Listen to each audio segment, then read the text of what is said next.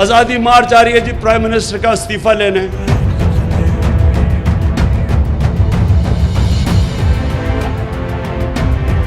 जब तक मैं जिंदा हूं आपको एनआरओ नहीं मिलने लगा।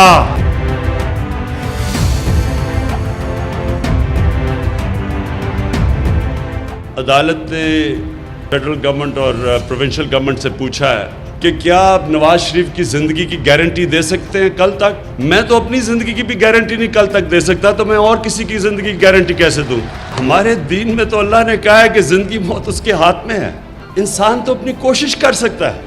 फेडरल गवर्नमेंट ने, खास तौर पे प्रोविंशियल गवर्नमेंट ने पूरी अपनी कोशिश की। हमने बेस्ट मेडिकल दिया है नवाज शरीफ को। हम सिर्फ कोशिश कर सकते हैं, गारंटी इंसान जिंदगी मौत की नहीं दे सकता। मैं जब पहले दिन तकरीर की प्राइम मिनिस्टर होते हुए, तो मैंने एक पेशन गोई की कि एक वक्त आएगा जो भी हमारा करप्ट एलिमेंट है ये सब इकट्ठे हो जाएंगे। और इन सबको पता था कि ये मुल्क को कंगाल करके छोड़ के गए हैं। आजादी मार्च आ रही है जी प्राइम मिनिस्टर का इस्तीफा लेने। चले जी ले लें, लेकिन किस वजह से लेने आ रहे हैं। मसला ये है कि इन सबको पता है कि इन्होंने जिस तरह की इस मुल्क को लूटा दोनों हाथों से, अभी तक तो केसेस इनके दौर के बने हुए हैं। अभी तक तो हमारे दौर के केसेस नहीं बने।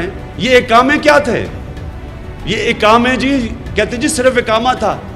इकामा ये एक मनी लॉन्ड्रिंग का तरीका था। कभी मुल्क का प्राइम मिनिस्टर भी इकामा लेता है, दूसरे किसी मुल्क का शहरी बनता है।